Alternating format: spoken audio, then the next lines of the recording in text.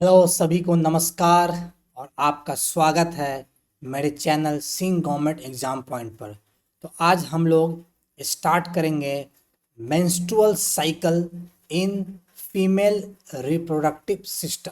तो चलिए without delay start करते हैं। आइए, तो मेंस्ट्रुअल साइकिल की हम बात करें, मेंस्ट्रुअल साइकिल की बात करें तो ये क्या है? तो menstrual cycle is a reproductive cycle happening in female primates. Female primates, primates में कौन कौन आते हैं? Monkey, apps and human beings. तो ह्यूमन प्राइमेट्स यही लोग होते हैं। ठीक है, समझ में आया? तो मेंस्ट्रुअल साइकिल का जो फर्स्ट मेंस्ट्रुएशन जो होता है, फर्स्ट मेंस्ट्रुएशन जो स्टार्ट होता है एट प्यूबर्टी, उसको मेनार्क कहते हैं। मेनार्क क्या कहते हैं? उसको मेनार्क कहते हैं। मेनार्क समझ में आ रहा होगा, आशा करता हूँ। ह्यूमन फीमेल्स में ये जो मेंस्ट्रुएशन है, ऑन एवरेज ये मेंस्ट्रुएशन साइकिल ऑन एवरेज 28 से 29 दिन पर रिपीट होते हैं। ऑन एवरेज सभी महिलाओं में मेंस्ट्रुअल साइकिल 28 से 29 दिन के इंटरवल पर रिपीट होते हैं। आई समझ में बात? क्लियर है सब बात? ठीक है, आगे बढ़ते हैं। तो ये जो मेंस्ट्रुअल साइकिल है, इसमें कुछ इवेंट्स होते हैं, इसमें कुछ घटनाएं घटती हैं जो एक मेंस्ट्रुअल साइकिल से चलती है और दूसरे मेंस्ट्रुअल साइकिल तक होते रहती है। ठीक है, समझ में आ रहा होगा बात, आशा करता हूँ। इसी मेंस्ट्रुअल साइकिल के समय में उसके middle of each menstrual cycle, प्रत्येक मेंस्ट्रुअल साइकिल के मिडिल में ओवुलेशन होता है। ओवुलेशन में क्या होगा? ओवम रिलीज होता है। ओवम रिलीज होता है। ठीक है, इंट्रो पार्ट था, समझ में आ गया हुआ, आशा करता हूँ। अब मेंस्ट्रुअल साइकिल में मेजर इवेंट्स कौन कौन से होते हैं? मेंस्ट्रुअल साइकिल में मेजर इवेंट्स होते हैं दो प्रकार के। एक होता है ओवेरियन साइकिल, जो फीमेल के ओवरी में चलेगा। उसमें कौन कौन से इवेंट्स होते हैं? पहला इवेंट्स होता है फॉलिकुलर फेज, दूसरा होता है ओवुलेशन फेज, तीसरा होता है ल्यूटियल फेज। इसी चीज को डायग्राम में नीचे देखिए, डायग्राम में आपको दिखाते हैं। ये है फॉलिक्यूलर फेज। ठीक, यहाँ बीच में मिडिल में 14th डे पर ओवुलेशन फेज होता है। समझ में आ रहा होगा, आशा करता हूँ। उसके बाद में ल्यूटियल फेज होता है। ल्यूटियल फेज सबको डिटेल में समझाएंगे आपको। ठीक है, समझ में आ गया हुआ, आशा करता हूँ। दूसरा जो इवेंट्स होता है वह होता है यूटेराइन साइकिल, यानी यूट्रस में कुछ साइकिल घूमता है, यूट्रस में कुछ इवेंट्स होता है। कौन कौन सा? मेंस्ट्रुएशन यूट्रस में, जैसे कि यहाँ देखिए डायग्राम, आइए डायग्राम में दिखाते हैं। ये देखिए मेंस्ट्रुएशन आपके यूट्रस में होता है। प्रोलिफरेटिव फेज, यहाँ देखिए प्रोलिफरेटिव फेज, यह भी आपका यूट्रस में होता है। फिर सिक्रिटोरी फेज, ये भी आपका यूट्रस में होता है। तो समझ में आपको आ गया होगा कि मेंस्ट्रुअल साइकिल दो भाग में बटा हुआ है। एक साइकिल चलता है ओवरी में, दूसरा साइकिल चलता है यूट्राइन यानी यूट्रस में चलता है। तो ये स्लाइड आपको समझ में आ गया होगा, आशा कर रहा हूँ। चलिए अब चलते हैं नेक्स्ट स्लाइड में और इन दोनों साइकिल को डिटेल में समझने की कोशिश करते हैं। चलिए, सबसे पहले यहाँ डायग्राम में देखिए, डायग्राम में डे 1 से लेकर के डे 29 तक का इवेंट्स दिया हुआ है। इसको मैंने दो फेज में बांट दिया। डे 1 से डे 14 तक फेज 1, अब 14 के बाद 15 से लेकर के 29 तक फेज 2। समझ में आ गया? क्लियर है? कोई दिक्कत नहीं। चलिए देखते हैं। फेज 1 की अगर हम बात करें तो मेंस्ट्रुएशन जो होता है, मेंस्ट्रुअल साइकिल जो होता है, ये पहला जो फेज होगा वह होगा मेंस्ट्रुअल फेज होगा। मेंस्ट्रुअल फेज जो यूट्रस में चलेगा, मेंस्ट्रुअल फेज यूट्रस में चलेगा और ये 1 से 5 दिन तक होता है। 1 से 5 दिन तक। इसमें क्या होता है, ध्यान से सुनिएगा। ये पहला फेज है और इसमें मेंस्ट्रुअल फ्लो होता है। मेंस्ट्रुअल फ्लो का मतलब है इसमें क्या होगा, इसमें होगा क्या, इसमें यूट्रस का इंडोमेट्रियल लाइनिंग टूट जाता है और टूटने के बाद में लिक्विड के फॉर्म में, ब्लड के फॉर्म में ये यूट्रस से बाहर निकल के वजाना से बाहर निकल जाता है। ये ब्लीडिंग जो होता है ये आपका 1 से 5 दिन तक रहता है, जो यूट्रस में हो रहा है 1 से 5 दिन तक। समझ में आया? कोई दिक्कत किसी को नहीं? क्लियर है? क्यों ऐसा क्यों हो रहा है? क्योंकि ओवम फर्टिलाइज नहीं हुआ है, ओवम फर्टिलाइज नहीं हुआ है, इसलिए पहला फेज मेंस्ट्रुअल फेज होता है जो 1 से 5 दिन तक चलता है, जो यहाँ दिया हुआ है 1 से 5 दिन तक। डायग्राम में देखिए यहाँ ब्लड का साइन दिया हुआ, मेंसेस कहते हैं, ब्लड का साइन का मेंसेस कहते हैं। समझ में आया? कोई दिक्कत तो किसी को नहीं है? क्लियर हो रहा है? अब देखिए जिस समय मेंस्ट्रुएशन चल रहा है, ब्लड फ्लो चल रहा है, ठीक उसी समय में ओवरी की बात करते हैं, ओवरी की बात करते हैं। तो अगर हम ओवरी की बात करें जहां ओवेरियन फेज चल रहा है, वहां पर फॉलिकुलर फेज चल रहा है, फॉलिकुलर फेज जो ये डे 1 से डे 13 तक चलता है, फॉलिकुलर फेज। आइए डायग्राम में दिखाते हैं। यहाँ देखिए, ये देख रहे हैं डेवलपिंग फॉलिकल्स, ये 13 तक, डे 13 तक फॉलिकुलर फेज चलेगा। इसमें क्या होता है? इस फॉलिकुलर फेज में क्या होगा? प्राइमरी फॉलिकल्स जो ओवरी में होगा ये डेवलप करके फाइनली मैच्योर ग्राफियन फॉलिकल में कन्वर्ट हो जाएगा। आइए डायग्राम में देखते हैं। ये देखिए यहाँ पे देखिए आपका डेवलपिंग फॉलिकल है, फॉलिकल डेवलप हुआ और लास्ट में यहाँ पर देखिए यहाँ पर क्या हो रहा है? मैच्योर फॉलिकल बन के तैयार हो रहा है। तो ये फॉलिकुलर फेज है जो साइमल्टेनियसली चल रहा है। मेंसेस ब्लड निकल रहा है महिला के शरीर में से, उसी समय ओवरी में चेंजेस हो रहा है। क्या चेंजेस हो रहा है? फॉलिकुलर डेवलपमेंट हो रहा है, यानी आपका primary follicles, secondary follicles, tertiary follicles और मैच्योर ग्राफियन फॉलिकल्स तक ये चलता है डे 1 से डे 13 तक। समझ में आया? कोई दिक्कत किसी को नहीं? क्लियर हो रहा है? आशा करता हूं। अब देखिए, अब जैसे ही 5 दिन हो गया, 5 दिन के बाद में मेंस्ट्रुअल ब्लड आना बंद हो गया। उसके बाद में 6ठे दिन से लेकर के 13वें दिन तक कुछ तो होगा। अब ये क्या होगा? 6ठे से 13वें दिन तक यूट्रस में प्रोलिफरेटिव फेज चलेगा, प्रोलिफरेटिव फेज चलेगा। यहाँ ये डायग्राम में ये है प्रोलिफरेटिव फेज जो यूट्रस में चल रहा है, प्रोलिफरेटिव फेज। इस प्रोलिफरेटिव फेज में क्या होगा?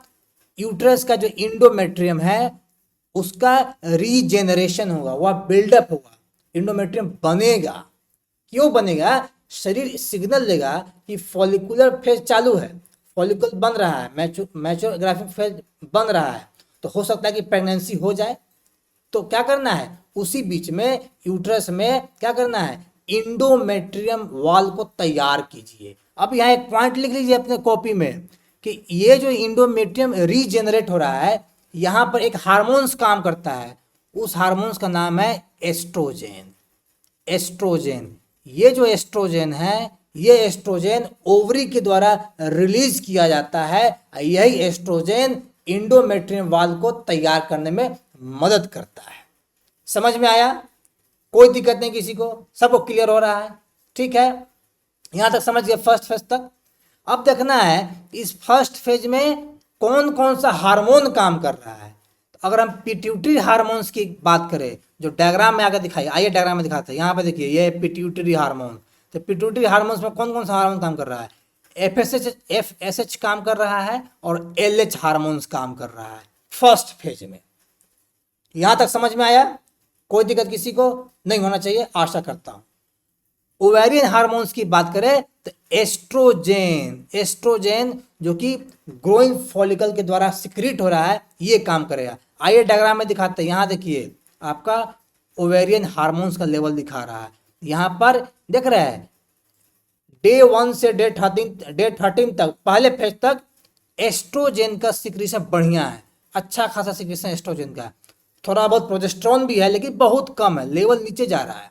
तो एस्ट्रोजेन का सिक्रीशन बढ़िया चल रहा है। तो इसी बढ़िया सिक्रीशन की वजह से आपका एंडोमेट्रियम का वॉल आपका बनना शुरू होता है, उसका मोटापा बनना शुरू हो जाता है।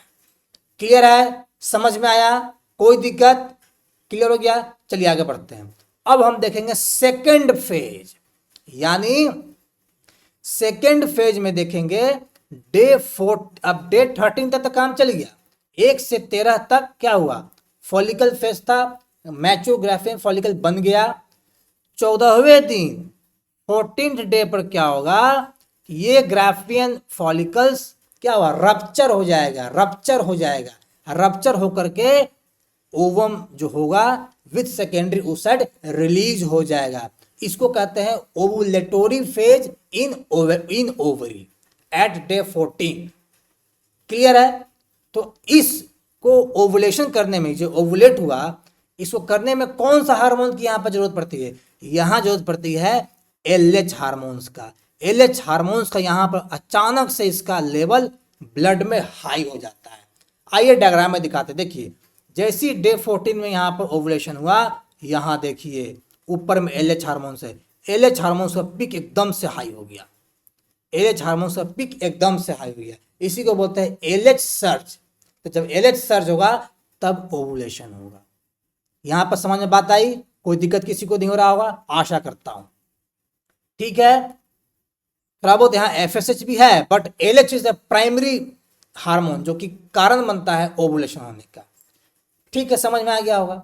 अब जब ओवम निकल गया ग्राफियन फॉलिकल से, तो ओवम के निकलने के बाद जो बचा हुआ पार्ट है ग्राफियन फॉलिकल्स का, वह ग्राफियन फॉलिकल्स क्या होगा, कोर्पस ल्यूटियम में कन्वर्ट हो जाएगा। किस में कन्वर्ट होगा? कोर्पस ल्यूटियम में कन्वर्ट हो जाएगा, जो ये येलो कलर का होता है। ये देखिए डायग्राम में यहाँ पर, ये है कॉर्पस ल्यूटियम जो येलो कलर का होता है, इसीलिए नाम पड़ा luteal phase. Luteal corpus luteum का डेवलपमेंट हुआ ग्राफियन फॉलिकल से, इसीलिए ओवरी में इसका नाम पड़ गया ल्यूटियल फेज। समझ में आया? कोई दिक्कत नहीं किसी को? क्लियर हो रहा है? ठीक है, चलिए आगे बढ़ते हैं। अब ये जो कॉर्पस ल्यूटियम है, अब ये क्या करेगा, ये कॉर्पस ल्यूटियम बहुत सारा मात्रा में प्रोजेस्टेरोन को बनाना शुरू करेगा, बहुत सारे मात्रा में प्रोजेस्टेरोन को बनाना शुरू कर देगा। क्या कारण है कितना प्रोजेस्टेरोन बना रहा है, अभी कुछ देर में समझाते हैं आपको। प्रोजेस्टेरोन का काम क्या है, देखिए मैं कोई कह रहा था, ये इंडोमेट्रियम को मेंटेनेंस करेगा, क्योंकि इंडोमेट्रियम अपना ग्रोथ कर रहा था फर्स्ट फेज में। अब चूंकि कॉर्पस ल्यूटियम हो गया, फर्टिलाइजेशन हो गया, तो अब क्या करेगा, इंडोमेट्रियम को वाल को और मोटा बनाएगा, इसीलिए प्रोजेस्टेरोन का यहाँ पर सिक्रेशन शुरू हो गया। ठीक है, प्रोजेस्टेरोन का सिक्रेशन जो हुआ यहाँ पे प्रोमिनेंट सिक्रेशन है प्रोजेस्टेरोन का। आइए आपको डायग्राम में दिखाते हैं प्रोजेस्टेरोन का लेवल। ये देखिए, ये है लेवल ओवेरियन हार्मोन्स में, ये है लेवल प्रोजेस्टेरोन का।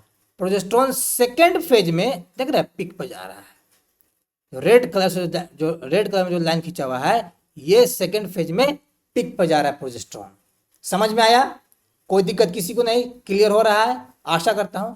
अब देखिए, जब ल्यूटियल फेज चल रहा है ओवरी में, ठीक उसी समय में यूट्रस में कौन सा साइकिल चलेगा, सिक्रिटोरी फेज चलेगा। यहां देखिए डायग्राम में, नीचे डायग्राम में देखिए, ल्यूटियल फेज के नीचे लिखा है सिक्रिटोरी फेज चलेगा। आखिर इसको सिक्रिटोरी फेज क्यों कहा गया? क्योंकि इंडोमेट्रियम यहाँ पर मोटा हो रहा है, उसको वॉल को मोटापा दिया जा रहा है, क्योंकि फर्टिलाइजेशन हो चुका है, ब्लास्टोसिस्ट बनेगा तो इम्प्लांटेशन करना जरूरी है। प्लस ये इंडोमेट्रियम अब नेचर में ग्लैंडुलर बन जाएगा, ये कुछ केमिकल को सिक्रीट करे, जैसे कि प्रोस्टाग्लैंडिन्स, तो कुछ केमिकल को ये इंडोमेट्रियम सिक्रीट करना शुरू करेगा, इसीलिए इस फेज का नाम पड़ गया सिक्रिटोरी फेज इन यूटरस। समझ में आया? कोई दिक्कत नहीं किसी को? क्लियर हो रहा है? ठीक है, आगे बढ़ते हैं। इसलिए इंडोमेट्रियम को तैयार किया जाता है ताकि जब फर्टिलाइजेशन होगा, ओवम फर्टिलाइज हो जाएगा स्पर्म के द्वारा, जाइगोट बनेगा, जाइगोट के बाद में दो सेल, 4 सेल, 8 सेल, 16 सेल बनने का ब्लास्टोसिस्ट बनेगा। जब ब्लास्टोसिस्ट बन जाएगा तो ये इम्प्लांटेशन करेगा, उसी के लिए इंडोमेट्रियम को तैयार किया जाता है। समझ में आ गया? क्लियर है? चलिए आगे बढ़ते हैं। अब यहाँ देखते हैं हार्मोन का लेवल, आपको बता ही दिए हैं। सेकेंड फेज में LH FSH रहता है, लेकिन इसका लेवल कम रहता है, लो लेवल रहता है। लेकिन उस समय सेकेंड फेज में एस्ट्रोजन और प्रोजेस्टेरोन का लेवल हाई रहता है। तो मेंस्ट्रुअल साइकिल का जो सेकेंड फेज होता है that is luteal phase in case of ovary और secretory phase in case of uterus, वहां पर एस्ट्रोजन एंड प्रोजेस्टेरोन का एक अहम भूमिका वहां पर रहता है। इस एस्ट्रोजन प्रोजेस्टेरोन में ज्यादातर प्रोजेस्टेरोन का भूमिका अहम रहता है। क्यों? क्योंकि सेकेंड फेज में इंडोमेट्रियम का लाइनिंग को मोटा किया जा रहा है, उसको मोटापा करने में प्रोजेस्टेरोन का हाथ सबसे बड़ा होता है। समझ में आ गया होगा, आशा करता हूं। कोई क्वेश्चन होगा तो कमेंट सेक्शन में पूछिएगा, जवाब जरूर मिलेगा। चलिए आगे बढ़ते हैं। अब देखिए क्या होगा, अगर प्रेगनेंसी हो जाता है तो मेंस्ट्रुअल साइकिल स्टॉप हो जाएगा। मतलब आगे जब ब्लीडिंग जो होता है, मेंसेस जो होगा वह मेंसेस नहीं होगा। अब वो प्रेगनेंसी आपका प्रोलॉन्ग रहेगा, 9 मंथ तक रहेगा, फिर बेबी की डिलीवरी तब तक रहेगा। इससे ये काम होता रहता है। जब प्रेगनेंसी हो जाएगा उस समय क्या होता है कि कॉर्पस ल्यूटियम लगातार प्रोजेस्टेरोन को बनाता रहता है और कॉर्पस ल्यूटियम को मेंटेन करता है HCG हार्मोन्स। ये HCG हार्मोन्स को कौन सीक्रेट करता है? तो कॉपी में लिख लीजिए, इस HCG हार्मोन्स को प्लासेंटा सीक्रेट करता है और कॉर्पस ल्यूटियम को स्ट्रक्चर को मेंटेन रखता है ताकि अपना काम करता रहे, प्रोजेस्टेरोन को रिलीज करता रहे। लेकिन लेटर इन द प्रेगनेंसी, बाद में क्या होगा, कुछ समय के बाद ये प्लासेंटा कॉर्पस ल्यूटियम के फंक्शन को टेक ओवर कर लेगा। मतलब उसके काम को ये प्लासेंटा खुद ही काम करना शुरू कर देगा। जब कॉर्पस ल्यूटियम में काम को छीन करके प्लासेंटा खुद ही काम करना शुरू हो जाएगा तो बाद में यह कॉर्पस ल्यूटियम क्या होगा, कॉर्पस एल्बिकन्स में कन्वर्ट हो जाएगा। समझ में आया? कोई दिक्कत किसी को नहीं? क्लियर हो रहा है? आशा करता हूं। अब दूसरा केस है, अगर प्रेगनेंसी नहीं होता है तो क्या होगा, कॉर्पस ल्यूटियम तुरंत डीजेनरेट हो जाएगा और ये कॉर्पस एल्बिकन्स में कन्वर्ट हो जाएगा। इंडोमेट्रियम जो बन रहा था वह टूट जाएगा और टूटने के बाद में क्या होगा, मेंस्ट्रुएशन यानी मेंसस नेक्स्ट साइकिल में स्टार्ट हो जाएगा। तो नेक्स्ट साइकिल में मेंसस नहीं स्टार्ट हो तो जरूरी क्या है कि प्रेगनेंसी हो जाए। अगर नेक्स्ट साइकिल में मेंसस स्टार्ट होना है तो प्रेगनेंसी नहीं होगा। समझ गए आप लोग? कोई दिक्कत नहीं है, क्लियर है? 50 साल के अराउंड में महिला जब 50 साल की हो जाती हैं उस समय वे मेनोपॉज को धारण कर लेती है, यानी उनका मेंस्ट्रुएशन बंद हो जाता है। क्लियर हुआ? कोई दिक्कत किसी को? समझ में आ रहा है? चलिए आगे बढ़ते हैं और क्वेश्चन को बना लेते हैं। ये क्वेश्चन पूछा हुआ है बीपीएससी टीआरई में, एस्ट्रोजन को कौन रिलीज करता है? बताइए आप लोग जल्दी जल्दी। पिट्यूटरी नहीं करेगा, एड्रेनल्स नहीं करता है, इसको कौन करता है? ओवरी करता है। क्लियर है? चलिए नेक्स्ट क्वेश्चन की तरफ। मेंस्ट्रुअल साइकिल को कौन कंट्रोल करता है? मेंस्ट्रुअल साइकिल को तो ऑप्शन ए में estrogen and progesterone of ovary, सही बात है, ये कंट्रोल करता है। FSH and LH of pituitary, ये भी कंट्रोल करता है, ये भी सही है। तो क्या हुआ? Option D is the correct answer, more than one of the above. FSH first phase में एफएसएच एलएच रहता है, सेकेंड फेज में प्रोजेस्टेरोन एस्ट्रोजन रहता है, इसलिए option D is the correct answer. समझ में आया? कोई दिक्कत किसी को? क्लियर हो रहा है? चलिए आगे बढ़ते हैं। मेंस्ट्रुअल साइकिल जब सीज कर जाएगा, मतलब जब मेंस्ट्रुअल साइकिल बंद हो जाएगा तो उस टर्म को क्या कहते हैं? मेनोपॉज कहते हैं। ये सारा सवाल पूछा गया है बीपीएससी टीआरई में, इसलिए क्वेश्चन बनाना चाहते हैं तो हमारे चैनल से जुड़े रहिए और देखते रहिए, ठीक है? चलिए चलते हैं नेक्स्ट सवाल की तरफ।